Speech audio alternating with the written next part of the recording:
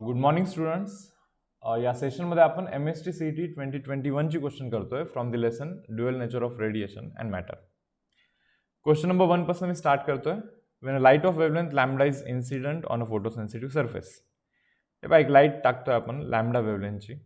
Okay, जो काही source असेल तिथून जे फोटॉन्स इमिट होतात ना, तर ते P या पॉवरचे फोटॉन इमिट होतात. Power is equal to P. ठीक आहे.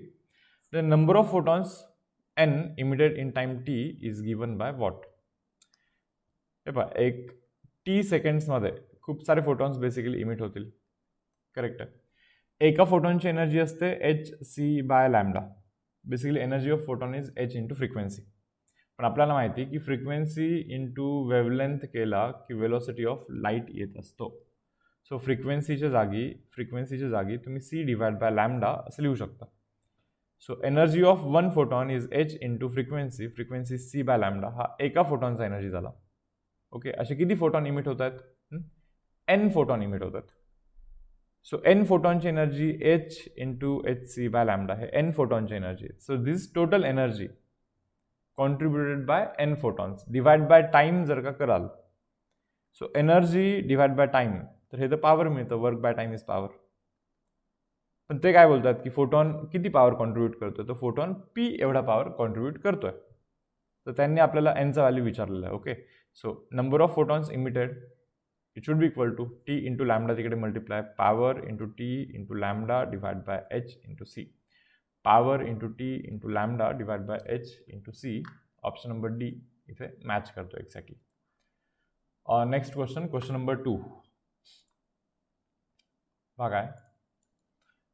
What is the additional energy that should be supplied to a moving electron to reduce its de Broglie wavelength from 1 nanometer, okay, to 0.5 nanometer? आता de Broglie wavelength चा concept काय की जो electron आहे which is moving with velocity v, let mass of the electron be m. Correct. कोणताही mass v वेलोसिटीने जर का move होत असेल तर त्या मासला किंवा त्या पार्टिकलला एक वेवलेंथ त्याच्यासोबत असोसिएटेड असते. And value of that wavelength is given bye h divide by momentum. Momentum म्हणजे मास इंटू वेलोसिटी. रिपीट करतो, मॅटर वेव्ह असं बोलतो आपण याला. कोणताही मॅटरशी असोसिएटेड जो वेवलेंथ असतो, okay, that is given bye h divide by momentum.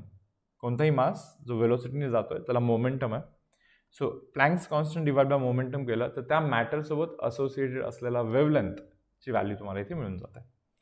आता त्यांचं म्हणणं असं आहे, ओके, की वेवलेंथ जो आहे तो 1 पासून 0.5 झाला पाहिजे म्हणा. म्हणजे वेवलेंथ अर्धी झाली पाहिजे. आता वेवलेंथ अर्धी होण्यासाठी वेलोसिटी डबल झाली पाहिजे की नाही? हां, हे पहा, वेवलेंथ अर्धी होण्यासाठी ओके वेलोसिटी डबल झाला पाहिजे. सो 1 डिवाइड बाय 2 म्हणजे अर्धा होईल वेवलेंथ, नाही का? आता वेलोसिटी डबल होण्यासाठी kinetic energy is half mv². Velocity double झाली तर डबलचा square is 4 times. So kinetic energy 4 times झाली पाहिजे. 4 टाइम्स झाली पाहिजे. आधीची कायनेटिक एनर्जी आहे, नंतरची कायनेटिक एनर्जी ही 4 टाइम्स झाली पाहिजे. सो कितीनी वाढली? 3 टाइम्सनी वाढली. Correct. So what is the additional energy विचारतात. एक्स्ट्रा किती द्यायला लागेल? Is 3 times it's initial energy. म्हणजे इनिशियल एनर्जीला 3 टाइम्स जर का एक्स्ट्रा द्याल की नाही, तर तुम्हाला ती नंतरची कायनेटिक एनर्जी जी मिळेल, ओके, तर ती एवढी असेल की वेवलेंथ तुमची ती अर्धी करेल. वेलोसिटीला डबल करेल बेसिकली, म्हणजे वेवलेंथ हाफ करेल. Okay, so option number D हा आपला आन्सर असला पाहिजे. ओके, क्वेश्चन नंबर 3 पाहता काय म्हणतात क्वेश्चन नंबर 3 मध्ये. क्वेश्चन रीड करा. थोडासा नवीन टाईपचा क्वेश्चन तुम्हाला हा दिसेल. ओके, सो मेजॉरिटी ऑफ मुलं कदाचित या क्वेश्चनसाठी रेफर करत असतील हा व्हिडिओ सोल्युशन. तर पहा, potential energy U of a moving particle of mass m, okay, varies with x axis as shown in figure. Potential energy कसा चेंज होतोय असं त्यांचं म्हणणं आहे. जेव्हा x ची व्हॅल्यू 0, 0.1, 0.2, 0.3, 0.4, 0.9999991, ओके, तेव्हा पोटेन्शियल एनर्जी ही E आहे. बरोबर. आता जेव्हा x ची व्हॅल्यू 1 पेक्षा जास्त येणार आहे, पोटेन्शियल एनर्जी सडनली 0 वरती ड्रॉप होतो. म्हणजे पोटेन्शियल एनर्जी टोटली गायब झाली. D Broglie wavelength of particle in the region 0 to 1 म्हणजे या रिजनमध्ये डी ब्रॉग्ली वेवलेंथ काय आहे आणि या रिजनमध्ये डी ब्रॉग्ली वेवलेंथ काय आहे, नाही का, λ1 आणि λ2 अशी आहे. Then find λ1 divide by λ2 given that total energy of a particle is NE. आता थोडंसं नीट पहा. टोटल एनर्जी NE आहे. मी एक काम करतो, पहिले या रिजन बद्दल बोलतो. त्याच्यापूर्वी पहिले तर डी ब्रॉग्ली वेवलेंथ म्हणजे काय? वेवलेंथ म्हणजे okay h divide by momentum. आपण clear? h divide by momentum is nothing but de Broglie wavelength. म्हणलं ओके. आता या रिजनमध्ये तुम्ही जर का नीट पाहाल ना, या रिजनमध्ये ओके पोटेन्शियल एनर्जी E आहे. एखादा ऑब्जेक्ट आहे जो की मूव्ह होत असेल त्याची पोटेन्शियल एनर्जी इज E. समजा हाच ऑब्जेक्ट आहे, घ्या, तो इथून इकडे जाणार आहे. मग ज्यावेळेस त्याची x ची व्हॅल्यू 0 पासून 1 पर्यंत आहे ना, तर या रिजनमध्ये त्याची पोटेन्शियल एनर्जी इज E आणि 1 च्या नंतर अचानक पोटेन्शियल एनर्जी गायब होऊन जाते. ओके, डेफिनेटली पोटेन्शियल कायनेटिकमध्ये कन्वर्ट होते. त्यांचं म्हणणं असं की टोटल एनर्जी इज NE. तेव्हा हे टोटल एनर्जी जी आहे ती potential energy plus kinetic energy असणार. E तिकडे गेला. n-1 into E is equal to kinetic energy. So n-1 into E is equal to what is kinetic energy? Half mv square.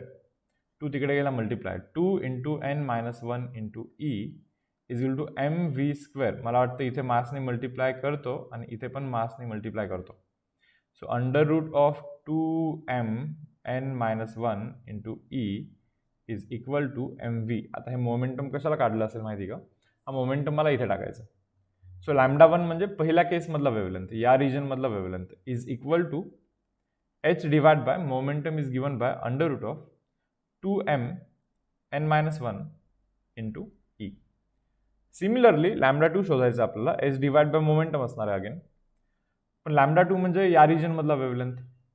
पण तुम्हाला माहिती त्या रिजनमध्ये पोटेन्शियल एनर्जी डायरेक्टली 0 झाली. म्हणजे जी काही एनर्जी आहे, म्हणजे जी काही टोटल एनर्जी तुमची आहे that is nothing but kinetic energy, purely kinetic energy. 2 तिकडे जाऊन multiply. 2NE is equal to mv square. इथे मासने मल्टिप्लाय करतो, इथे पण मासने मल्टिप्लाय करतो. So 2mNE is equal to mv square होतं, m स्क्वेअर v स्क्वेअर होतं.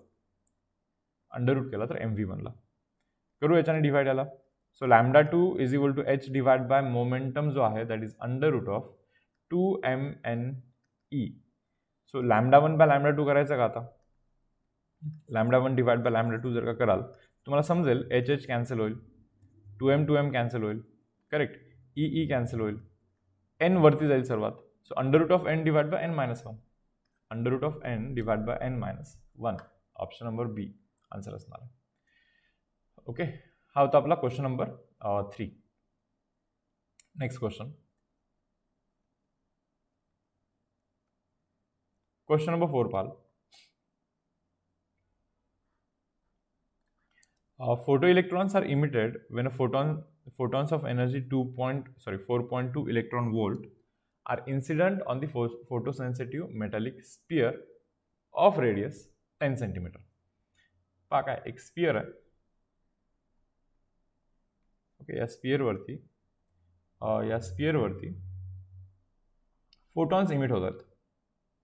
ओके, एनर्जी किती आहे फोटॉनची? 4.2 इलेक्ट्रॉन वोल्ट एवढी फोटॉनची एनर्जी आहे. ओके, स्पियरचा रेडियस 10 सेंटीमीटर. मी म्हणलं ठीक आहे यार, चलो हे 10 centimetre. Okay, work function is 2.4. Work function हा 2.4 इलेक्ट्रॉन वोल्ट एवढा आहे. Then the number of photo electrons emitted before the emission is stopped is. Emission stop होण्यापूर्वी ओके किती इलेक्ट्रॉन इमिट झालेत हे आपल्याला शोधायचं. यासाठी तुम्हाला हे समजायला हवं की इलेक्ट्रॉन इमिट होणे स्टॉप का होणार. तुम्ही थिंक करा, ज्यावेळेस फोटॉन बेसिकली इन्सिडेंट होईल, एक इलेक्ट्रॉन इमिट झाला, मग हा पॉझिटिव्ह चार्ज बनला ना. आणखीन फोटॉन्स इन्सिडेंट झाली, आता खूप सारी इलेक्ट्रॉन्स इमिट झाली. ओके, बाहेर पडली इलेक्ट्रॉन्स. सो हा पॉझिटिव्ह चार्ज होत जाईल नाही का. एक असा टाइम येईल की फोटॉन इन्सिडेंट झाला आहे, बट इलेक्ट्रॉन बाहेर जर का पडायचं बोललो ना, इलेक्ट्रॉनचा निगेटिव्ह चार्ज असतो. आता हा पॉझिटिव्ह याला अट्रॅक्ट करतो, बाहेरच नाही जाऊ देत. समजतं तुम्हाला हे. सो इमिशनच स्टॉप होऊन जाईल ना. So this acts as a stopping potential. तो पॉझिटिव्ह चार्ज जो आहे ना तर तो इलेक्ट्रॉनला थांबवतो नाही का, स्टॉप करतो तो, दॅट इज स्टॉपिंग पोटेन्शियल, हेच वर्क करत असतं. सर्वात पहिले तुम्ही काय केलं पाहिजे माहिती का, इक्वेशन लिहूया आपण नाही का. आइन्स्टाईन्स इक्वेशन काय असतं, incident energy is equal to work function plus kinetic energy असते नाही का. म्हणजे फोटॉनची जी एनर्जी टाकली ना आपण, ते एकतर बाहेर काढण्यासाठी, ओके, आणि बाहेर काढल्यानंतर जर का एक्स्ट्रा काही एनर्जी राहिली तर ती कायनेटिक एनर्जी म्हणून युटिलाइज होते नाही का. तर इन्सिडंट एनर्जी त्यांनी दिली आहे 4.2 इलेक्ट्रॉन वोल्ट, वर्क फंक्शन पण गिवन आहे 2.4 इलेक्ट्रॉन वोल्ट. वर्क फंक्शन म्हणजे बाहेर काढण्यासाठी लागणारी एनर्जी. आता राहिला प्रश्न कायनेटिक एनर्जी. कायनेटिक एनर्जी म्हणजे हाफ mv². बट तुम्हाला हे माहिती असेल आइन्स्टाईन्स इक्वेशनमध्ये की कायनेटिक एनर्जीला आपण EV0 पण लिहू शकतो, चार्ज ऑन इलेक्ट्रॉन आणि स्टॉपिंग पोटेन्शियल. ओके, हा कॉन्सेप्ट तुम्हाला माहिती असला पाहिजे. तर कायनेटिक एनर्जीला आपण E×V0. ओके, जर का असं लिहिलं तर काय होतं पहा. आता हा तिकडे जाऊन मायनस होतो बरोबर. सो 1.8 इलेक्ट्रॉन वोल्ट म्हणजे 1.6 into 10⁻⁻19 joule is equal to this E म्हणजे 1.6 इंटू 10⁻⁻19 अगेन, आणि V म्हणजे व्होल्टेज, स्टॉपिंग पोटेन्शियल, हे कॅन्सल. सो स्टॉपिंग पोटेन्शियल मुलांना 1.8 वोल्ट बनलेला आहे. आता आपल्याला हे शोधायचं आहे की या स्पिअरवरती 1.8 वोल्ट व्होल्टेज केव्हा येणार. मी तुम्हाला सांगतो, एखाद्या स्पिअरवरती एखादा चार्ज Q असेल, then voltage on sphere is given by, okay, voltage on sphere is given by 1/4 pi epsilon naught, okay, Q divided by R. हा त्याचा फॉर्म्युला आहे. परत सांगतोय, इलेक्ट्रोस्टॅटिक मध्ये हा फॉर्म्युला आपण ऑलरेडी शिकलेला आहे. एखाद्या स्पिअर वरतीचं व्होल्टेज काढायचं असेल, ओके, तर त्याचा हा फॉर्म्युला आहे. Voltage on the surface of sphere, okay, is given by 1/4 pi epsilon naught Q divided by R. So व्होल्टेजचं 1.8 पाहिजे. आता 1/4 pi epsilon naught ची व्हॅल्यू 9 × 10⁹. चार्ज तर माहित नाही आपल्याला, रेडियसची व्हॅल्यू 10 सेंटीमीटर दिली आहे गेस. ओके, सो 0.1 करू शकतो असं मी इथे बरोबर. तर काय होईल पहा, हे 0.1 वरती जाईल तर हा 10⁻10 बनेल ॲक्च्युली नाही का. करेक्ट. आता हा 9 तिकडे जाऊन डिवाइड करूया, हे अख्खा तिकडे जाऊन डिवाइड होईल. So 1.8 divide by 9 × 10⁻10 is equal to charge. So this 1 this 0.2, 10⁻10 वरती आला तर 10⁻−10 बनेल. सो चार्ज जो आहे ना त्या स्पिअरवरती, तर तो आहे 2 × 10⁻11 एवढा चार्ज आलाय. पण चार्ज म्हणजे तुम्हाला माहिती किती इलेक्ट्रॉन बाहेर पडले इंटू एका इलेक्ट्रॉनवरतीचा चार्ज. समजलं तुम्हाला हे. एक इलेक्ट्रॉन बाहेर पडला ना तर E एवढा चार्ज येईल स्पिअरवरती. 2 पडले तर 2 × E एवढा चार्ज येईल. सो N इलेक्ट्रॉन्स बाहेर पडले तर Ne एवढा चार्ज येईल, आणि चार्ज एवढा आला पाहिजे. सो किती इलेक्ट्रॉन बाहेर पडले असतील तर त्याचं कॅल्क्युलेशन असं आहे, E इकडे येऊन डिवाइड होतो. ओके, तर हा वरती जर का गेला तर 10⁻⁸ इथे 8 बनणार आहे, and 2 divide by 1.6 is nothing but 1.25 बनतो आय गेस नाही का. 1.25 × 10⁸ एवढे इलेक्ट्रॉन्स बाहेर पडली पाहिजेत. Next question, question number 5.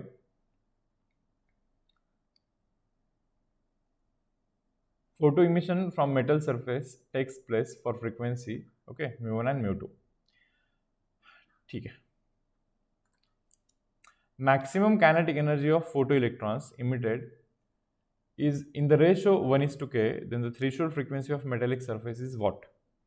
बघा काय करायचं असतं. आता मेजॉरिटी ऑफ क्वेश्चन्समध्ये फिजिक्समध्ये 2 सिनेरिओ दिलेले असतात. दोघांची इक्वेशन लिहायची आणि दोघांना कम्पेअर करायचं, ऑटोमॅटिकली तुम्हाला आन्सर येईल. मी काय करतो, एका साईडला ओके पहिला केस लिहितो, एका साईडला दुसरा केस लिहितो, आणि त्याच्यानंतर दोघांना कम्पेअर करून इथे आपण एक आन्सर लिहूया. आता बघा, photo emissions from metal surface takes place for frequency μ1 and μ2. म्हणजे इथे फोटो सेन्सिटिव्ह सरफेस आहे ज्याच्यावरती फ्रिक्वेन्सी पडते. दोन्हीकडे फ्रिक्वेन्सी टाकतोय मी इथे μ1 μ2. करेक्ट. तर इक्वेशन असं लिहितोय मी, incident energy is h × μ1, okay, is equal to work function plus kinetic energy. Okay, या केसमध्ये same, incident energy is equal to work function plus kinetic energy. हे कायनेटिक एनर्जी 2 लिहितोय, इथे कायनेटिक एनर्जी 1 लिहितोय. वर्क फंक्शन 1 वर्क फंक्शन 2 नाही लिहिणार, कारण की सरफेसचं सेम आहे ना, वर्क फंक्शन चेंज होण्याचं काही कारण नाही आहे. आता पुढे कायनेटिक एनर्जीचा रेशो दिलाय, म्हणजे बेसिकली कायनेटिक एनर्जी तुम्ही आधी काढा. कायनेटिक एनर्जी काढली पाहिजे आपण नाही का. कायनेटिक एनर्जीचा फॉर्म्युला इथे लिहितोय मी, kinetic energy 2 is equal to okay okay done. So kinetic एनर्जीचा फॉर्म्युला काढला आपण. आता दोघांना डिवाइड करा, दोन्ही कायनेटिक एनर्जीला आपण डिवाइड करूया. That means kinetic energy 1 by kinetic energy 2 is equal to, okay पहा दोन्ही इक्वेशनला मी ॲज इट इज डिवाइड करतोय. आता याच्यामध्ये काय काय कॅन्सल होतं थोडंसं पाहूया आपण. So kinetic energy 1 by kinetic energy 2 is 1:k, हे त्यांनीच दिलेलं आहे आपल्याला. That is equal to h into frequency 1 incident frequency. Work function काय असतं, h into mu naught. Okay threshold frequency. Work function is nothing but h into threshold frequency. विचारलं काय मी थोडंसं बघतोय. Threshold frequency of metallic surface is what. Basically mu naught विचारलेलं आहे त्यांनी आपल्याला. सो सर्व ठिकाणून h जर का कॉमन कराल तर ॲज इट इज कॅन्सल होऊन जातो. हा तिकडे मल्टिप्लाय झाला.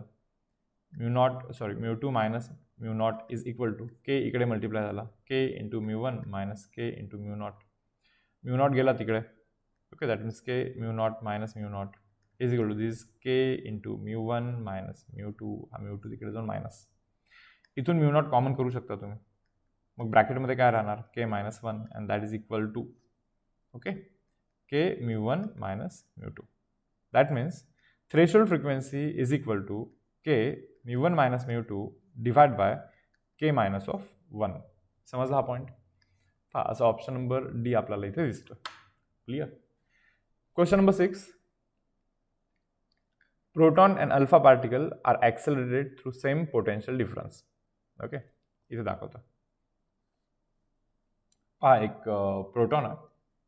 Okay and alpha particle both are accelerated through same potential difference. दोघांना ना आपण ॲक्सेलरेट केलं. एक सर्टन इथे काहीतरी पोटेन्शियल लावलं आहे समजा, ठीक आहे ना. तर सेम पोटेन्शियलनी दोघांना ॲक्सेलरेट करण्यात आलेलं आहे. आता वर्क कसं करतं पहा, मी सांगतो तुम्हाला इथं की लेट पोटेन्शियल डिफरन्स किंवा पोटेन्शियलचा फॉर्म्युला हा असतो. Electric potential is defined as amount of work done per unit charge. किती पोटेन्शियल लावला म्हणजे वर्क डन किती केला आपण, पोटेन्शियल इंटू चार्ज हा वर्क करत असतो आपण, नाही का. समजा प्रोटॉन एका पॉईंटवरतून दुसऱ्या पॉईंटवरती गेला समजा आणि त्याचा पोटेन्शियल डिफरन्स ओके व्हीनी चेंज झाला, तर त्याच्यावरती वर्क हे व्ही इंटू द प्रोटॉनचा चार्ज क्यू एवढा वर्क होत असतो. आणि जो काही आपण वर्क केला ना तर तो ॲक्च्युली त्याच्या कायनेटिक एनर्जीमध्ये कन्वर्ट होतो. बरोबर ना. समजा प्रोटॉनला अट्रॅक्ट केलं तुम्ही व्ही पोटेन्शियलनी, बरोबर. सो पोटेन्शियल तर प्रोटॉनचं व्हीनी चेंज होईल ज्यावेळेस तो तिथेपर्यंत येईल. आणि या पूर्ण प्रोसेसमध्ये त्याला एनर्जी आपण देतो ॲक्च्युली. याचा अर्थ कायनेटिक एनर्जीमध्ये ती कन्वर्ट होते. मी रिपीट करतो लास्ट टाइम. जर का एखादा चार्ज एका पॉईंटवरतून दुसऱ्या पॉईंटवरती गेला आणि त्या दोन पॉईंटमध्ये पोटेन्शियल डिफरन्स व्ही असेल तर त्या चार्जवरती व्ही इंटू क्यू एवढा वर्क केला जातो. आणि हा जो वर्क आहे हा वर्क एनर्जी म्हणून सेव्ह होतो, कायनेटिक एनर्जीमध्ये कन्वर्ट होतो. सो इथे मी लिहू हाफ mv². हे प्रोटॉन रिलेटेड आहे बरं. V into Q correct. So velocity of प्रोटॉनचा square is equal to 2 into voltage into charge on proton divide by mass of proton. ठीक आहे. इथे मी पी लिहितो आणि इथे चार्ज ऑन प्रोटॉन असं लिहितो. सिमिलरली अल्फा पार्टिकलचं पण आपण कॅल्क्युलेशन करूया. अल्फा पार्टिकलचं पण सेम होणार आहे. वेलोसिटी ऑफ अल्फा पार्टिकलचा square should be equal to 2 into voltage okay into charge on alpha particle divided by mass of alpha particle. आता काय म्हणतात पाहते, ratio of de Broglie wavelength of proton to that of alpha particle will be. De Broglie wavelength आपल्याला शोधायचं आहे. हे बाब wavelength of proton divide by wavelength of alpha particle. आता वेवलेंथचा फॉर्म्युला माहिती, डी ब्रॉगली वेवलेंथ म्हणजे काय, h divide by momentum. Okay हे प्रोटॉनसाठी. Again h divide by momentum हा अल्फा पार्टिकलसाठी. h will get cancel. So mass of alpha particle into velocity of alpha particle divide by mass of proton into velocity of what proton. तर हा असा केस बनतो इथे. आता यांनी मला वाटतं मासचा रेशो दिला आहे. मास of alpha particle is 4 times that of mass of proton. बरोबर ना. अल्फा पार्टिकल म्हणजे काय असतं की 2 प्रोटॉन आणि 2 न्यूट्रॉन. पहिले हे समजायला हवं तुम्हाला. Helium nucleus is said to be alpha particle. हेलियममध्ये 2 प्रोटॉन असतात, 2 न्यूट्रॉन असतात आणि 2 इलेक्ट्रॉन असतात. म्हणजे 2 इलेक्ट्रॉन तुम्ही काढून टाका, बरोबर. समजा ते 2 इलेक्ट्रॉन बाहेर पडले तर मग जे राहतं that is nothing but alpha particle. 2 proton and 2 neutron. So 2 proton 2 neutron म्हणजे 4 प्रोटॉनचा मास आहे त्याच्याकडे. न्यूट्रॉनचा मास इक्वल टू प्रोटॉनचा मास असं ॲज्युम करतो मी इथे. सो 4 प्रोटॉनचा मास आहे म्हणून 4 टाइम्स मास आहे असं म्हणण्यात येतं. आणि चार्ज कसा आहे डबल असतो बरं तुमच्या माहिती असतं. So mass of alpha particle divide by mass of proton is nothing but 4.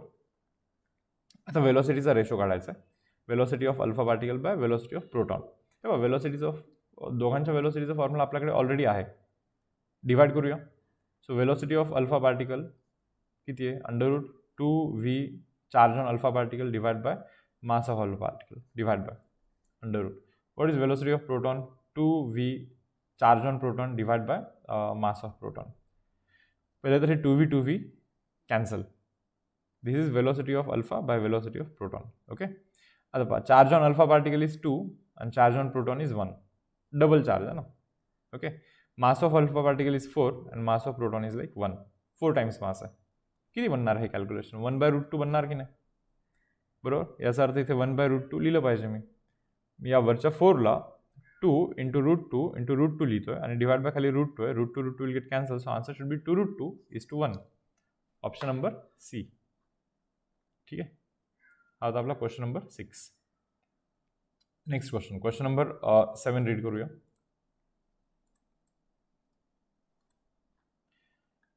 Question number 7. Okay. Read करा. Light of frequency 2 times the threshold frequency. Okay. एक लाईट पडत आहे. थ्रेशोल्ड फ्रिक्वेन्सी μ0 आहे. ओके.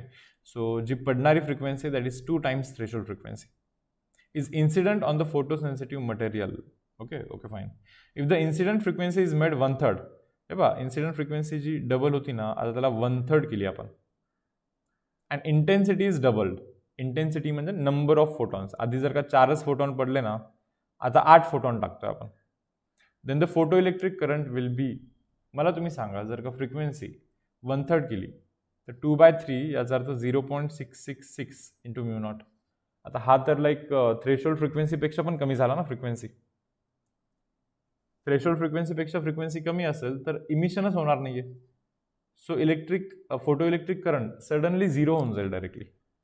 ओके. सो हा याचा इथे answer असणार. Question number 8 पाहाल. क्वेश्चन नंबर 8 काय बोलतोय पहा. Kinetic energy of proton is equal to energy E of photon. प्रोटॉनचा जो कायनेटिक एनर्जी ना that is half into mass of proton into velocity of प्रोटॉनचा square that is equal to E. E म्हणजे काय फोटॉनचा एनर्जी ॲक्च्युली. ई म्हणजे is the energy of photon. ठीक आहे.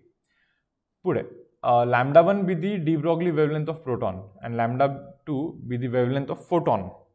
सो आपल्याला λ1 डिवाइड बाय λ2 हे शोधायचं आहे. स्कीम समजते का तुम्हाला. λ1 by λ2 is proportional to E raise to power what म्हणे. याचा अर्थ समजून घ्या की λ1 बाय λ2 हे तुम्हाला ई म्हणजे एनर्जीच्या फॉर्ममध्ये शोधायचं आहे बरोबर ना. सो इथे तुम्हाला ती हिंट मिळेल की λ1 पण ईच्या फॉर्ममध्ये शोधा λ2 पण ईच्या फॉर्ममध्ये शोधा. ओके. दोघांना डिव्हाइड करा आणि मग ऑटोमॅटिकली एनची व्हॅल्यू तुम्ही कॅल्क्युलेट करू शकता. हे पहा फोटॉनचं तर एकदम सिम्पल आहे. मला सांगा बरं एनर्जी ऑफ फोटॉन म्हणजे काय असतं. H into frequency of photon म्हणजेच H into C by lambda असं असतं ना. So wavelength of photon is equal to H C divide by E. So wavelength of फोटॉनला मी λ2 म्हणतो. हे बा फोटॉनचा वेवलेंथ तर ईच्या फॉर्मॅटमध्ये मी शोधलेला आहे. आता बस प्रोटॉनचा वेवलेंथ शोधायचा आहे ईच्या फॉर्ममध्ये. मी इथे एक काम करतो एमपीनी डिवाइड करतोय. कशाने एमपीनी दोन्ही साईडला मल्टिप्लाय केलेला आहे. So MP into V P is equal to √2 into E into MP. Mass into velocity म्हणजे momentum. So what is de Broglie wavelength of proton. De Broglie wavelength म्हणजे एच डिवाइड बाय मोमेंटम असतो. पण momentum तर काढलाय ना आपण आत्ता 2e into mass of proton. हे पहा λ1 λ1 आणि λ2 हे दोघे पण ई म्हणजे एनर्जीच्या फॉर्मॅटमध्ये आपण शोधलेली आहेत. करेक्ट. जिथे की ई म्हणजे एनर्जी ऑफ फोटॉन आहे बरं. ठीक आहे. म्हणजे हा इथला एनर्जी ऑफ फोटॉन आणि हा एनर्जी ऑफ फोटॉन हे दोघे सेमच आहेत. आता या दोघांना जर का मी डिवाइड केलं समजा डिवाइड बाय λ2 ची व्हॅल्यू जी आपण काढली ना आत्ता H C divide by E ठेवून टाकतो. एच कॅन्सल होतो. So λ1 by λ2 divide by λ2 it should be equal to सर्वात वरती ई जाणार आहे, डिवाइड बाय खालती सी राहतोय, खालती आणखीन √2 इंटू एम पी पण राहतोय आणि √E पण राहतोय. आता वरती जो ई आहे ना त्याला मी √E लिहिला तर एक √E कॅन्सल होतो. So clearly λ1 by λ2 is proportional to E raise to power half. Under root म्हणजे रेज टू पॉवर हाफ असा असतो. आहे ना इथे ऑप्शन नंबर बी ऑप्शन आहे पहा. समजलं? पण बाकी सर्व गोष्टी कॉन्स्टंट आहेत रे.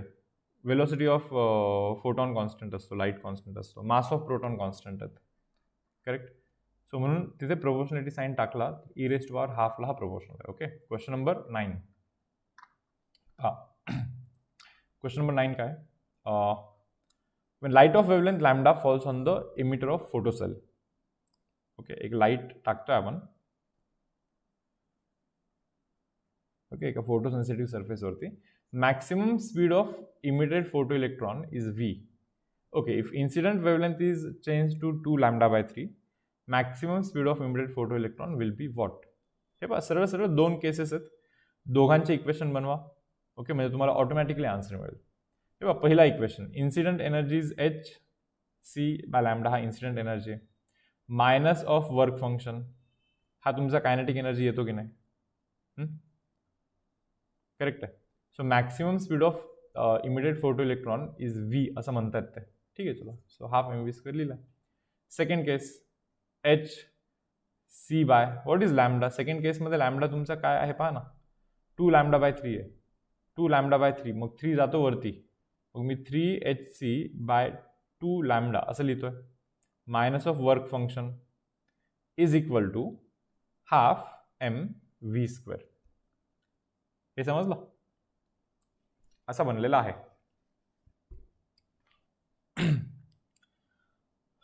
आता दोन्ही केसमध्ये ही वेलोसिटी 1 आहे आणि ही वेलोसिटी 2 आहे.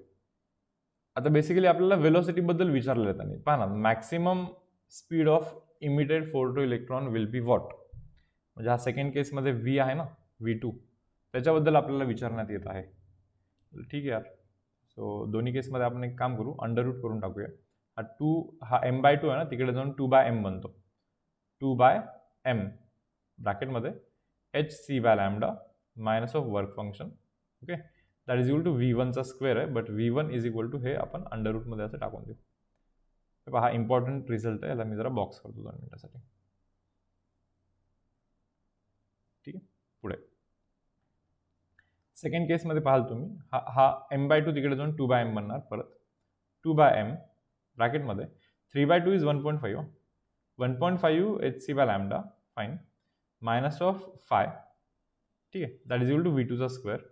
सो v2 म्हणजे काय असणार आहे? हे सर्व काही जे आहे हे अंडररूटमध्ये जाणार आहे.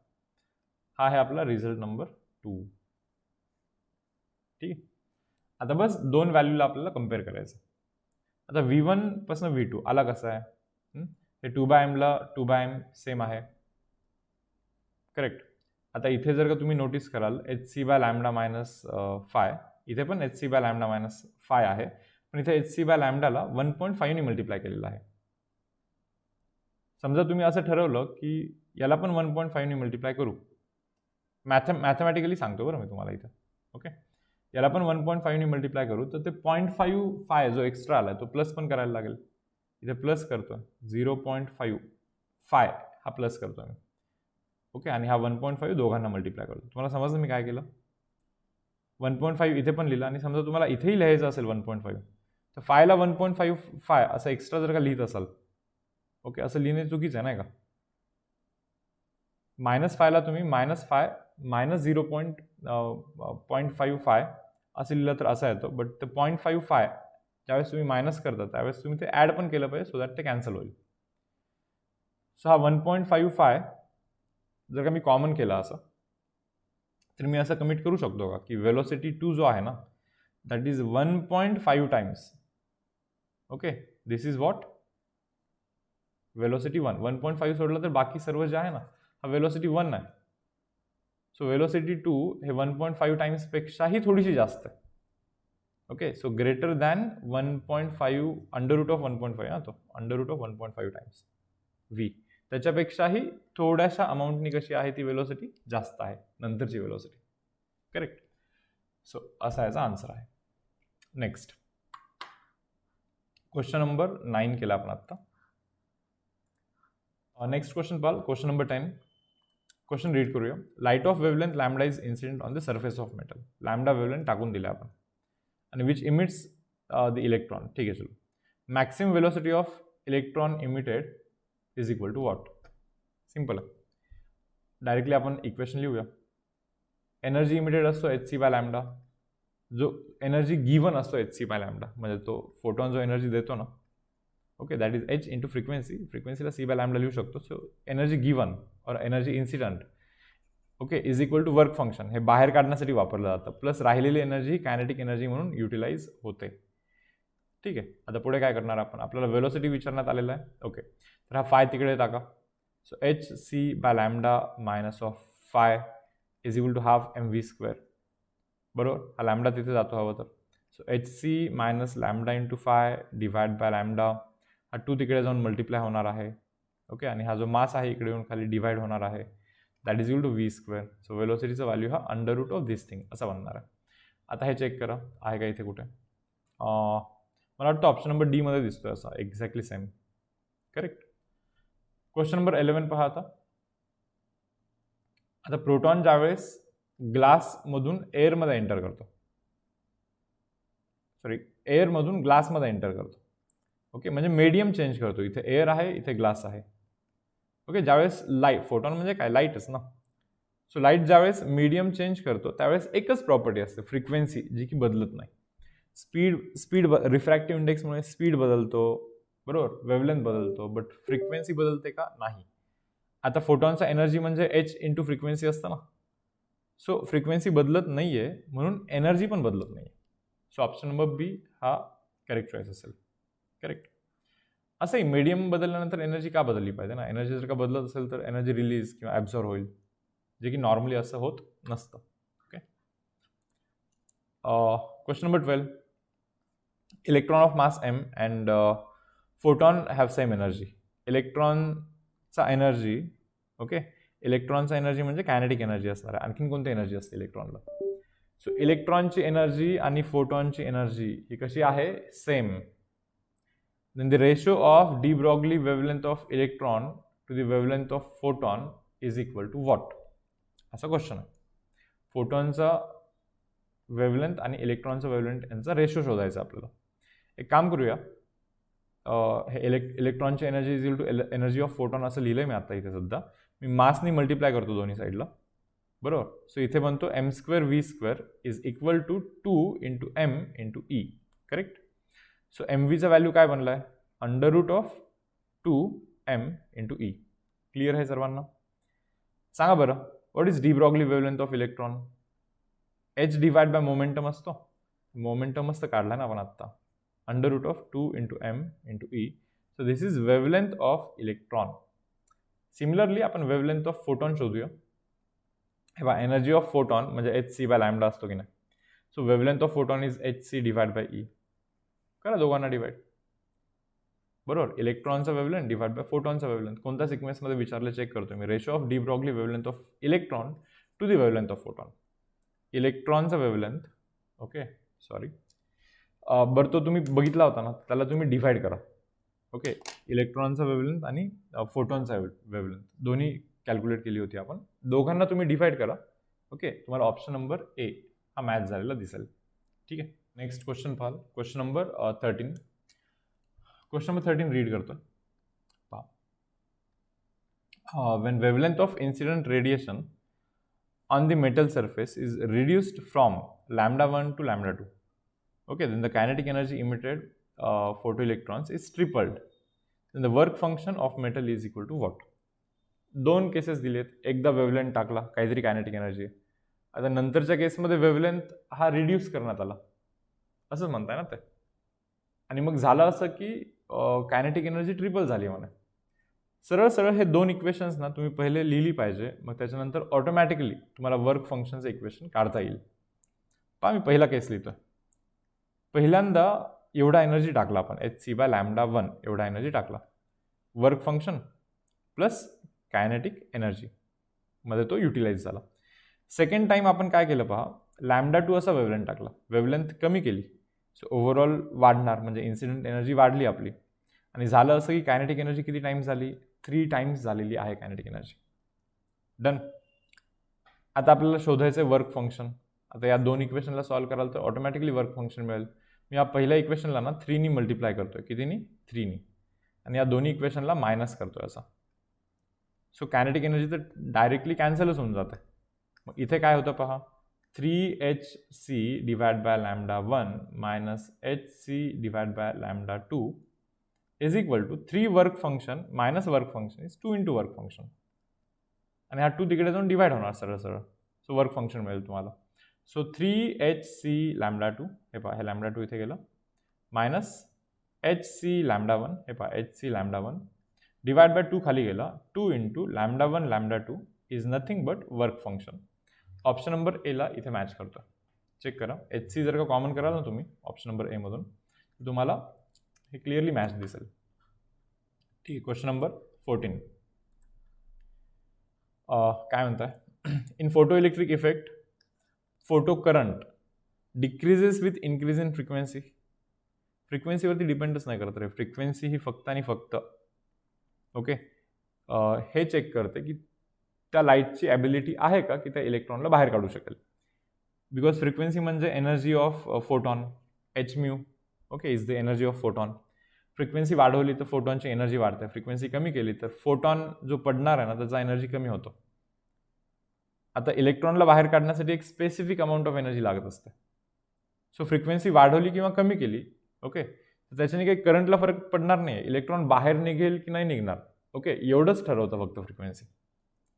करंट कशाने वाढतं माहिती का, फोटॉन जर का जास्त टाकाल तर जास्त इलेक्ट्रॉन बाहेर पडतील, म्हणजे करंट वाढेल. सो इंटेन्सिटी वाढवली, नंबर ऑफ फोटॉन, याचाच अर्थ इंटेन्सिटी ऑफ लाईट वाढवली तर करंट वाढणार आहे. So it does not depend on frequency of photon but depends on incident light. इथे इंटेन्सिटी असणार आहे बरं पुढे, okay, but depends on intensity of light, असा याचा आन्सर असणार आहे. ठीक आहे. Depends on both intensity and frequency. फ्रिक्वेन्सीवरती डिपेंड नाही करत करंट मुलांना, provided incident frequency is greater than threshold frequency. Okay. Increases with increase in frequency. फ्रिक्वेन्सीवरती डिपेंडच नाही करत पहिली गोष्ट. Okay. So option number B आपला इथे करेक्ट चॉईस असणार. ओके. पहा next question. Question number 15 read करतात तुम्ही सर्वजण आता. हा गिवन डेटा काय तर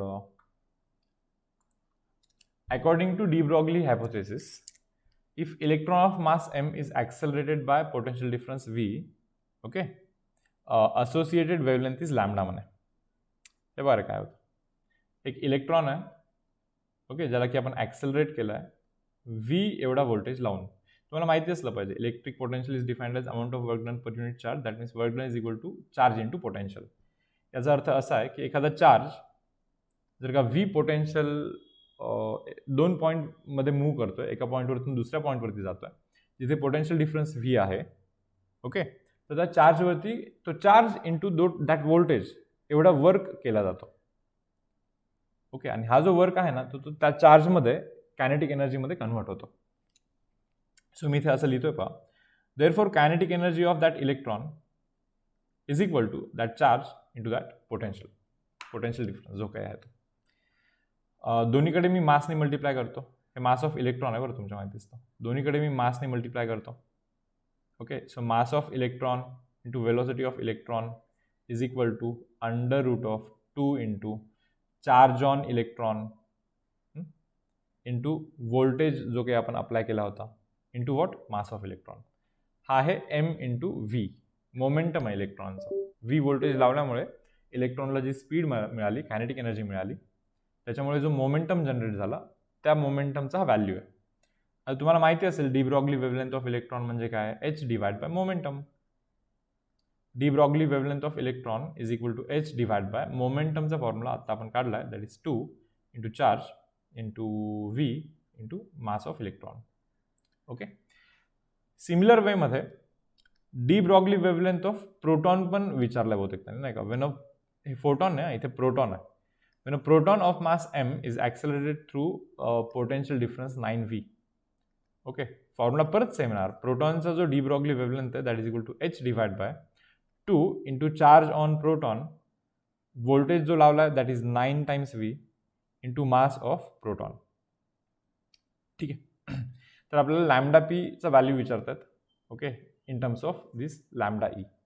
दोघांना मला वाटतं डिवाइड करूया आपण. हे पहा, लॅम्डा ईने डिवाइड केलं मी इथे, H divide by okay under root of 2 charge on electron, voltage आणि मास ऑफ इलेक्ट्रॉन. आता एच आणि एच कॅन्सल होईल. ठीक आहे. 2 इंटू चार्ज ऑन इलेक्ट्रॉन आणि 2 into charge on proton, because दोघांवरती चार्ज सेम असतो. व्होल्टेज पण कॅन्सल झालं. ठीक आहे. So wavelength of proton divide by wavelength of electron. Wavelength of electron is lambda only, that is equal to, हा mass सर्वात वरती जाईल, अंडर रूटमध्ये राहील काय सर्व. मास ऑफ इलेक्ट्रॉन एम बोलला त्यांनी, आणि खाली 9 आहे, इंटू मास ऑफ प्रोटॉन जो आहे ना त्याला त्यांनी कॅपिटल एम असं बोललेलं आहे. सो हा जो लॅम्डा, हा लॅम्डा तिकडे जाऊन मल्टिप्लाय होईल. So wavelength of proton is equal to 9 बाहेर आला तर 3 बनतो. So lambda divide by 3 into M by M. Option number D. Okay. Question number 16. काय म्हणतं क्वेश्चन नंबर 16 मध्ये, de Broglie wavelength associated with electron accelerated through potential difference V is lambda. समजा इलेक्ट्रॉनला ना व्ही एवढा पोटेन्शियल डिफरन्स वरतून जर का ॲक्सेलरेट केला, म्हणजे एका पॉईंटवरतून इलेक्ट्रॉन एका पॉईंटवरतून दुसऱ्या पॉईंटवरती जाणार, ज्याच्यामध्ये potential difference is V. Potential difference is defined as amount of work done per unit charge. So work done is defined as charge into potential. So जे काही वर्क आपण इलेक्ट्रॉनवरती केलेला आहे ना इथून इथे जाण्यासाठी, तो वर्क हा त्या इलेक्ट्रॉनचा चार्ज म्हणजे ई इंटू तो पोटेन्शियल हा असा असतो. But that work is converted into kinetic energy. हे जे काही वर्क केलं आपण इलेक्ट्रॉनवरती त्याच्यामुळे इलेक्ट्रॉनला कायनेटिक एनर्जी मिळाली, that is half mv² is equal to इलेक्ट्रॉनवरतीचा चार्ज इंटू व्होल्टेज. मासनी जर का मल्टिप्लाय केलं मी दोन्ही साईडला तर असा होईल. सो मास इंटू वेलोसिटीचा फॉर्म्युला काय होईल पहा, under root of 2 E V into M. Charge on electron, voltage आणि मास ऑफ इलेक्ट्रॉन. करेक्ट. हा मोमेंटमचा फॉर्म्युला झाला, इलेक्ट्रॉनच्या मोमेंटमचा फॉर्म्युला झालेला आहे. आता नेक्स्ट केसमध्ये ते काय म्हणतात, when the accelerating potential is increase to 4v. म्हणजे ॲक्सेलरेटिंग पोटेन्शियल 4 टाइम्स केलं. मला सांगा ॲक्सेलरेटिंग पोटेन्शियल जर का तुम्ही 4 टाइम्स केला, पोटेन्शियल जर का 4 टाइम्स केला तर मोमेंटम काय होईल, 4चा अंडर रूट हा 2, म्हणजे मोमेंटम डबल होईल ना. आणि आपल्याला माहिती आहे डी ब्रॉगली वेवलेंथ हा एच डिवाइड बाय मोमेंटम असतो, मास इंटू वेलोसिटी, बरोबर. जर का तुम्ही व्होल्टेज 4 टाइम्स केलं ना तुम्ही, तर 4चा under root is 2, that means momentum हा 2 टाइम्स होईल. आता मोमेंटम जर का डबल झाला तर मला सांगा वेवलेंथ तर 1/2 म्हणजे हाफ होईल. सो रिड्युसेस टू हाफ ना. Correct. Question number 17. In photoelectric experiment, keeping the frequency of incident radiation and accelerating potential fixed, intensity of incident light is increased. Intensity increase केली म्हणजे मुलांना नंबर ऑफ फोटॉन वाढवतो आपण, नाही का, जास्त photon टाकतो, बरोबर. तर फोटोइलेक्ट्रिक करंट इन्क्रीज होणार ना. जास्त फोटॉन टाकली तर जास्त इलेक्ट्रॉन बाहेर निघतील. ओके, दॅट मीन्स करंट वाढणार. ओके. Question number 18. पहा क्वेश्चन नंबर 18 काय म्हणतात, photon has a wavelength 3 nanometer, okay, then its momentum and energy respectively will be what. मला पहिले हे सांगा, फोटॉनचा जो वेवलेंथ आहे किंवा मॅटर वेव्हचा जो आपला कॉन्सेप्ट आहे, wavelength of any matter wave is given by H divide by momentum. Correct. So momentum जर का शोधायचा असेल तर एच डिवाइड बाय वेवलेंथ करायला लागेल. सो मोमेंटमला पीने रिप्रेझेंट करतो आपण. मोमेंटम इज इक्वल टू एचची value 6.63 into 10⁻⁻34 divide by wavelength किती दिली रे बाबा त्यांनी, फोटॉनची वेवलेंथ 3 नॅनोमीटर ना, 3 इंटू 10⁻⁻9, नॅनो मीन्स 10⁻⁻9. हा किती बनतो कॅल्क्युलेशन, 2.21 बनतो. सो 2.21 इंटू 10⁻⁻25 बनतो. एनर्जी पण विचारण्यात आलेली आहे. मला सांगा फोटॉनचा एनर्जी म्हणजे एच इंटू फ्रिक्वेन्सी. फ्रिक्वेन्सी म्हणजे काय असतो, C divide by lambda. H by lambda असं लिहितो आपण एनर्जीला, बरोबर. सो एच किती आहे, 6.63 into 10⁻⁻34. Velocity of light is 3 into 10⁻8 divide by wavelength त्यांनी दिली आहे 3 nano means 10⁻⁻9. 3 will get cancel. Okay, हा किती बनतो 10⁻9 + 8 इज 17. ओके, 6.63 इंटू 10⁻34 इंटू 17 किती बनला हा 10⁻17 6.63 इंटू. ठीक, असा आहे का पहा 6.63 इंटू 10⁻17 जूल्स एवढी त्याची energy. Okay, now see question number 19.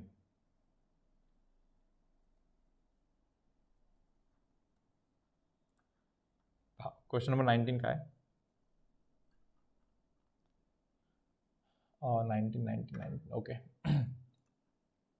पहा पी एन जंक्शन डायोड आहे. ओके, आता पी एन जंक्शन डायोड कसं वर्क करतं नाही का, फोटो डायोड बेसिकली कसा वर्क करतो हे थोडंसं माहिती असलं पाहिजे. इथे तसं खूप काही फरक पडणार नाही इनकेस जर का बिलकुल पण जर का नॉलेज नसेल त्याच्याबद्दल. तर पहा आता समजून जाईल तुम्हाला. P N junction diode. Okay, मी इथे एक P N junction diode draw करतोय. P type and this is N type. P टाईपमध्ये काय असतात, होल असतात बरोबर, आणि एन टाईपमध्ये काय असतं, इलेक्ट्रॉन असतात. आता होतं असं की ज्यावेळेस आपण या दोघांना असं कनेक्ट करतो, इथे होल आहेत काय आणि इथे इलेक्ट्रॉन आहेत, पण होतं असं की इलेक्ट्रॉन होलमध्ये जातो, होल इकडे राहतो. पहा ना, इलेक्ट्रॉन इकडे गेल्यामुळे ओके इथे होल म्हणजे अब्सेन्स ऑफ इलेक्ट्रॉन, मग इथे इलेक्ट्रॉन जातो, मग इथे अब्सेन्स क्रिएट झाला इलेक्ट्रॉनचा, सो तिथे होल क्रिएट होतो. सो या रिजनमध्ये होतं असं की डिप्लेशन लेअर बोलतो आपण याला. इथे इलेक्ट्रॉन जातात, मिक्सिंग होतं थोडंसं. ओके, आणि इथे होल राहतात. आता हा जो पी एन जंक्शन डायोड आहे हा आपण रिव्हर्स बायसमध्ये कनेक्ट करतो फोटो डायोडसाठी नाही का. आता रिव्हर्स बायस म्हणजे काय, पीला निगेटिव्ह लावायचं ओके, आणि एनला पॉझिटिव्ह लावायचं, याला बोलतो आपण रिव्हर्स बायस. ओके, एन म्हणजे लाईक इलेक्ट्रॉन असतात इथे जास्त, मेजॉरिटी ऑफ कॅरियर्स इलेक्ट्रॉन्स असतात. सो एनला ज्यावेळेस आपण पॉझिटिव्ह लावतोय ओके, आणि पीला इथे निगेटिव्ह लावतोय, उलटा लावतोय, पी पॉझिटिव्हला निगेटिव्ह, निगेटिव्हला पॉझिटिव्ह असं समजा. सो इलेक्ट्रॉन जातो इथे, होल जातो इथे बरोबर. सो होतं असं की इथून इलेक्ट्रॉन गेल्यामुळे इथे परत होल क्रिएट होतात. पहा ना रे, इथला इलेक्ट्रॉन जर का गेला तर इथे होल क्रिएट होणार ना, इथला होल जर का गेला ओके तर इथे इलेक्ट्रॉन क्रिएट नसतात होत ॲक्च्युली, इथले इलेक्ट्रॉन इथे जाऊन डिपॉझिट होतात समजा. सो होतं असं की कोणताच इलेक्ट्रॉन असा क्रॉस नाही होतं त्या डिप्लेशन लेअरला, म्हणजे सर्किट फ्लो नाही होतं असं म्हणायचं मला. इथे सर्किटमधून करंट फ्लो नाही होतं. करंट तेव्हाच असतो ना ज्यावेळेस पूर्ण गोल सर्कल करतो इलेक्ट्रॉन, करेक्ट. तर अशा केसमध्ये करंट फ्लो होत नाही. आता करंट फ्लो होईल कसं नाही का, ज्यावेळेस लाईट पडेल ना इथं, तर लाईट पडल्याने होतं असं की या डिप्लेशन लेअरमध्ये ओके, डिप्लेशन लेअरमध्ये चार्ज कॅरियर्स क्रिएट होतात परत. हा इथे खूप सारे ॲटम्स आहेत बरं, ऑलरेडी आहे इथे एखादा ॲटम आहे, त्याच्या आतमध्ये ऑर्बिट्स आहेत, एक इलेक्ट्रॉन पण आहे एखाद्या ऑर्बिटमध्ये, बट तो फक्त फ्री इलेक्ट्रॉन नाही आहे, असा सीन आहे. पण लाईट पडल्यावरती होतं असं की तो इलेक्ट्रॉन फ्री बनतो. हे समजलं सर्वांना. आता जर का समजा मला इथे इलेक्ट्रॉन एखादा फ्री बनला इथे, किंवा कोणत्याही या रिजनमध्ये इलेक्ट्रॉन जर का फ्री बनला करेक्ट, तर हा निगेटिव्ह टर्मिनल या इलेक्ट्रॉनला रिपेल करेल, हा पॉझिटिव्ह या इलेक्ट्रॉनला अट्रॅक्ट करेल. सो इथून क्रॉस होण्याचे चान्सेस असतात, सो करंट फ्लो होण्याचे चान्सेस असतात. तुम्हाला वाटेल मग इथले इलेक्ट्रॉन का जात नाहीत ना, इथले इलेक्ट्रॉन का जात नाहीत, कारण की इलेक्ट्रॉन जर का इकडे जायचं बोललो बरोबर, तर हे होल आहेत ना ते अट्रॅक्ट करण्यासाठी इलेक्ट्रॉनला, किंवा हे इथे एक इलेक्ट्रॉन्स आहेत ना की त्या येणाऱ्या इलेक्ट्रॉनला रिपेल करतील. सो आता सध्या इक्विलिब्रियम स्टेज अटेन झालेला आहे. आता याच्यानंतर ज्यावेळेस लाईट पडून आणखीन एक्स्ट्रा क्रिएट होतील करेक्ट, तर जाण्याचा फोर्स वाढेल इकडे. मग भले हे अपोज करतील, बट स्टील हे पॉझिटिव्ह टर्मिनल तो अट्रॅक्ट करतो, त्याच्यामुळे हा इलेक्ट्रॉन इकडे पास होईल आणि करंट फ्लो व्हायला सुरू होईल. आता हे सर्व होण्यासाठी काय व्हायला लागतं माहिती का, इथला जो बाउंडेड इलेक्ट्रॉन आहे म्हणजे व्हॅलेन्स ऑर्बिटमधला जो इलेक्ट्रॉन आहे या रिजनमधला, तर तो कंडक्शन बँडमध्ये जायला लागतो. कंडक्शन बँडमध्ये म्हणजे फ्री व्हायला लागतो त्याला, आणि त्याच्यासाठी जी एनर्जी लागत असते ना ओके, व्हॅलेन्स बँडमधून कंडक्शन बँडमध्ये जाण्यासाठी जी एनर्जी लागते that is equal to 2.5 electron volt in this particular case, असा विषय आहे. आता एवढी एनर्जी कोण देतो, कोणता वेव्हलेंथ देतो, कोणता फोटॉन देतो ओके, ज्या फोटॉनने तेवढी एनर्जी दिली की समजा तो फोटॉन डिटेक्ट झाला, तेवढी एनर्जी दिली म्हणजे तो इलेक्ट्रॉन बाहेर पडला आणि गोल फिरला, म्हणजे करंट फ्लो झाला, करंट डिटेक्ट केला आपण, म्हणजे ती लाईट डिटेक्ट केली, पडलेली लाईट डिटेक्ट केली, असा याचा अर्थ आहे. बरोबर. सो आपल्याला इतकंच पाहायचं की प्रत्येक वेव्हलेंथचा एनर्जी शोधायचा आणि पाहायचं की याला कोण मॅच करतं. So 2.5 electron volt means 1.6 into 10 to the power minus 19 joule. हा multiplication 4 into 10 to the power minus 19 असा बनतो. करेक्ट. आता एवढी एनर्जी कोण देतो हे पाहायचं. आता 6000 angstrom unit Hc by lambda हा एनर्जी असतो. H value 6.6 into 10 to the power minus 34. Okay, into सीचा value 3 into 10 to the power 8. Lambda किती आहे 6000 into 10 to the power minus 7. Angstrom unit 10 to the power minus 10 असतो, but हे 3 zero, so 10 to the power minus 7 बनतो overall. आता पहा हे काय बनतं 6.1 1.1 1.1 into 3 is 3.3. Okay, so 3.3 into हे जर का कॅल्क्युलेशन कराल ना तर 3.3 into 10 to the power minus 19 मिळेल, बट याच्यापेक्षा कमी आहे ना, सो हे काढूच नाही शकत. समजलं. आता पहा हा काढू शकतो का? नाही, कारण की याच्यापेक्षा ही वेव्हलेंथ जास्त आहे. नॅनोमीटर म्हणजे 10 टू द पॉवर मायनस 9 झाला फक्त. त्याला 10 टू द पॉवर मायनस 10 केलं तर इथे 40,000 नॅनोमीटर करायला लागेल. त्याला 60,000 ॲमस्ट्रॉंग युनिट करायला लागेल. ॲमस्ट्रॉंग युनिट बोलायचं तुम्हाला ॲक्च्युली. याच्यापेक्षा वेव्हलेंथ जास्त आहेत ना या. आता मला सांगा Hc बाय लॅम्डामध्ये वेव्हलेंथ वाढवलं तर एनर्जी आणखीन कमी होईल. आता हाच काढू नाही शकत तर याच्यापेक्षा जास्त वेव्हलेंथ कसे काढू शकणार? म्हणून ऑप्शन नंबर बी हा एकच चॉईस राहतो आपल्याकडे की एवढा वेव्हलेंथ तुम्ही टाकाल ना तर तो बाहेर निघण्याचे चान्सेस आहेत. ठीक आहे, कॅल्क्युलेशन करून पहा तुम्हाला समजेल. हे पहा Hc बाय लॅम्डा करू आम्ही. H value 6.6 into 10 to the power minus 34. C value is 3 into 10 to the power 8 divide by lambda value wavelength आहे 4 into 10 to the power minus 7. Correct. So पहा आता हा दोघांचा मल्टिप्लिकेशन 20 बनतो. 20 बाय 4 कराल okay तर 5 बनतो. So 5 into 10 to the power minus 19 बनतो. आपल्याला हवं 4 होतं फक्त. 4 into 10 to the power minus 19 हवं आहे, पण आपल्याला एवढी एनर्जी भेटली. आरामात ती लाईट डिटेक्ट होईल. म्हणजे ती लाईट काय करेल, इलेक्ट्रॉन जनरेट करेल, फ्री इलेक्ट्रॉन क्रिएट करेल, करंट पास करेल. ओके, करंट फ्लो झाला याचा अर्थ बेसिकली तो सिग्नल डिटेक्ट होतो करंट फ्लो झाल्याचा, म्हणजे तो लाईट पडलाय हा डिटेक्ट होतो. असं याचं वर्किंग आहे. क्वेश्चन नंबर 20 पहा रे आता.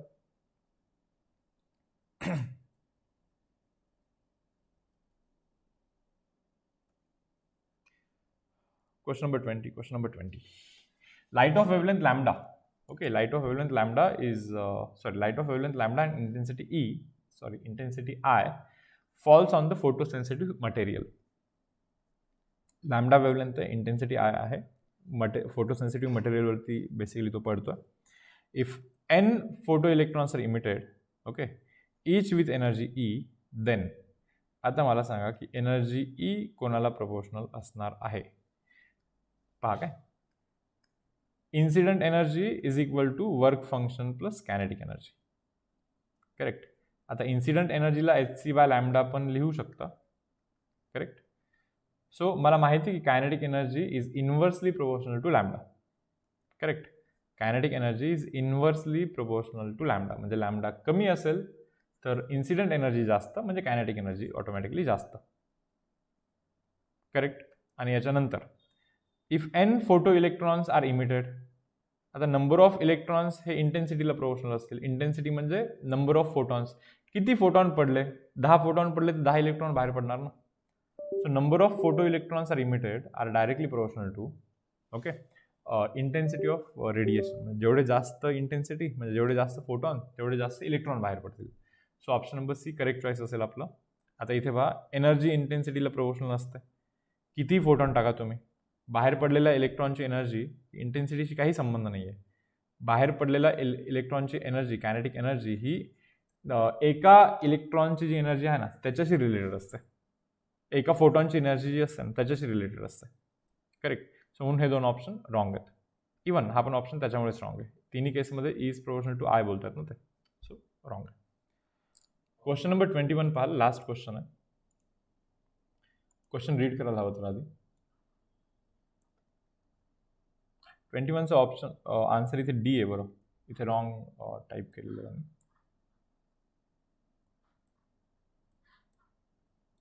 ओके, पहा काय आपल्याला काय करायचं पहा की in a photo electric experiment a graph of maximum kinetic energy okay against frequency of incident radiation is plotted. Frequency आणि कायनेटिक एनर्जीचा ग्राफ प्लॉट करण्यात आलेला आहे. तुम्हाला लगेच एक क्लिक झालं पाहिजे की ज्या दोघांमध्ये ग्राफ प्लॉट करताना तर त्या दोघांमध्ये रिलेशन तुम्हाला माहिती असलं पाहिजे. सो इन्सिडेंट एनर्जी म्हणजे work function plus kinetic energy, हा पॉईंट समजला सर्वांना. तर फ्रिक्वेन्सी आणि कायनेटिक एनर्जीमध्ये ग्राफ प्लॉट करायचा आपल्याला, करेक्ट. सो मी एक काम करतो, कायनेटिक एनर्जीला जरा या साईडला घेतो, that is equal to phi. Kinetic फायने मी आता डिवाइड करेन. So h into frequency divide by phi minus kinetic energy divide by phi that is equal to 1. ठीक आहे, याला मी असं लिहू शकतो का पहा, frequency divide by phi by h plus kinetic energy divide by minus of phi is equal to 1. हा point clear. तर आता मी काय बोलतो पहा, ज्यावेळेस तुम्ही एखादा ग्राफ ड्रॉ करता तर त्यावेळी तुम्ही एक्स आणि वाय मध्ये जो रिलेशन आहे ना त्याला ग्राफिकली रिप्रेझेंट करता. आता या पर्टिक्युलर केसमध्ये काय होतं पहा की एक्सची व्हॅल्यू वाढते, हा तर वायची पण व्हॅल्यू वाढत आहे. ओके, या केसमध्ये काय होतं, एक्सची व्हॅल्यू वाढतोय तर वायची व्हॅल्यू कमी होतोय. काय रेटनी कमी होतोय, हे ग्राफिकली रिप्रेझेंट होत असतं ना असं. सो तुम्हाला हे समजायला लागतं की x is a independent variable and Y is the dependent variable. म्हणजे एक्सची व्हॅल्यू चेंज झाल्यानंतर वायची व्हॅल्यू चेंज होते. सो या पर्टिक्युलर केसमध्ये फ्रिक्वेन्सी इज इंडिपेंडंट, कारण की फ्रिक्वेन्सी वाढवला तर इन्सिडेंट एनर्जी वाढणार. ओके, इन्सिडेंट एनर्जी वाढली तर बाहेर पडणाऱ्या इलेक्ट्रॉनची पण एनर्जी वाढणार, म्हणजे कायनेटिक एनर्जी पण वाढणार. So kinetic energy depends on frequency. So frequency is independent and kinetic energy is dependent. So म्हणून ना तुम्हाला फ्रिक्वेन्सीला एक्स कन्सिडर करायला लागेल आणि कायनेटिक एनर्जीला वाय कन्सिडर करायला लागेल. सो हा जो लाईनचा इक्वेशन आहे हा रीड करते वेळी तुम्हाला X by A plus Y by B is equal to 1 असं रीड करायला लागतो. आणि तुम्हाला माहिती आहे डबल इंटरसेप्ट फॉर्म लाईनचा. आता बायोच्या मुलांना इनकेस जर का माहिती नसेल तर पहा, एक्स इंटरसेप्ट हा ए आणि वाय इंटरसेप्ट हा जर का बी असेल तर या लाईनचा जो इक्वेशन असतो तो असतो X by A plus Y by B is equal to 1. आणि इथे क्लिअरली इक्वेशन असंच आलेला दिसतोय, X by A plus Y by B is equal to 1. त्यांचं म्हणणं आहे की A and B are the intercepts on the X and Y axis respectively. So X axis वरती जो इंटरसेप्ट आहे लेट दॅट बी ए म्हणजे phi by H. Y axis वरती जो इंटरसेप्ट आहे लेट दॅट बी बी म्हणजे जो की आहे मायनस ऑफ फाय. ओके, आता वाय इंटरसेप्ट निगेटिव्ह आहे याचा अर्थ काय की बेसिकली लाईन अशी असणार आहे, X intercept positive and Y intercept is negative. Okay, but व्हॅल्यूशी डील कराल तर B is equal to phi असं लिहू शकतो आपण इथे. फक्त व्हॅल्यू लाईक निगेटिव्ह साईन जर का इग्नोर कराल तर एची value five divide by H आहे, बट बीची व्हॅल्यू फाय आहे. सो फायला मी बी लिहू शकतो, बीची व्हॅल्यू फाय आहे, बरोबर. सो आता एचची व्हॅल्यू जर का तुम्हाला शोधायची असेल तर बी डिवाइड बाय ए करणार ना, H is equal to what, B by A ना. इथे तो निगेटिव्ह साईन इग्नोर केला बरं त्यांनी. Numerically equal to B by A, option number D. Yes, ठीक आहे. सो हा सेशन जस्ट मी आता इथे एंड करतो.